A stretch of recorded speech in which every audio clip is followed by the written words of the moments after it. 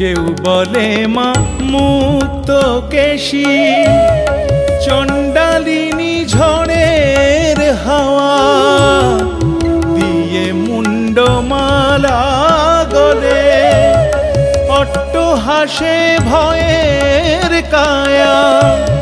দেখ রে মন তুই মনের ভিতর, দেখ রে মন তুই মনের ভিতর, হবে তোর বরদা সকাশ।